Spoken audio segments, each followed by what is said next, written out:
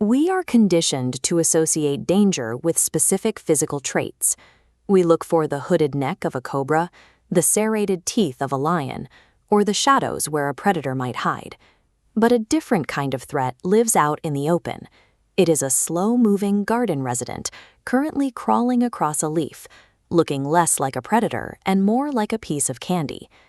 Despite its fragile appearance, this caterpillar carries a chemical payload that is arguably more persistent and harder to treat than the venom of a king cobra.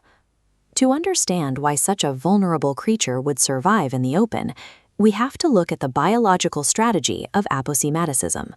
This chart displays the spectrum of animal coloration. While many animals use greens and browns to hide, aposematic creatures occupy the opposite end. In the wild, high-contrast neon orange and deep black serve as a functional keep-out sign.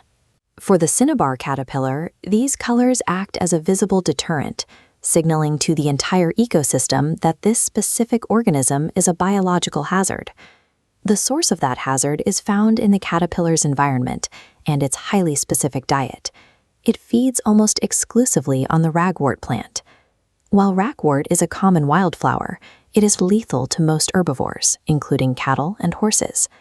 The plant's defense relies on pyrrolizidine alkaloids, complex molecules that cause cellular damage when ingested.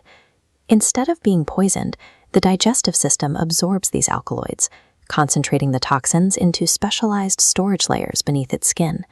If a predator pinches the skin, the storage layer ruptures, releasing a concentrated dose of toxins directly into the attacker's mouth. We can measure the severity of this defense by comparing it to the active delivery system of a cobra. A snake's neurotoxin is designed to kill quickly to secure a meal. In contrast, the caterpillar's stolen alkaloids are designed for long-term physiological destruction. These chemicals bind to cells and trigger total liver failure, a process that is often irreversible once the symptoms begin.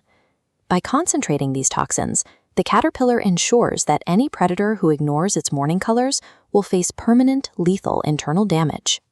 The danger is not limited to ingestion. A second layer of defense protects the caterpillar's exterior surface.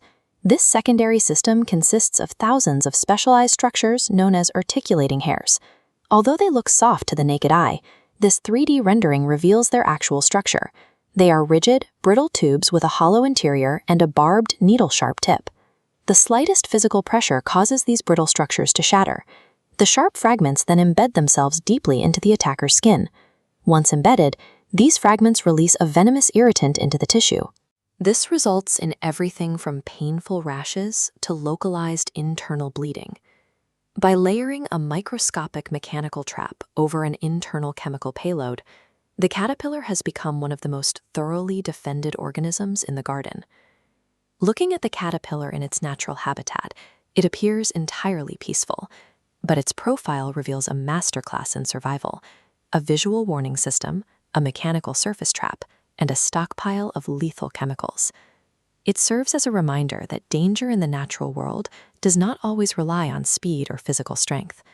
Some of the most persistent and untreatable biological threats in our local ecosystems are the ones that appear the most aesthetically striking.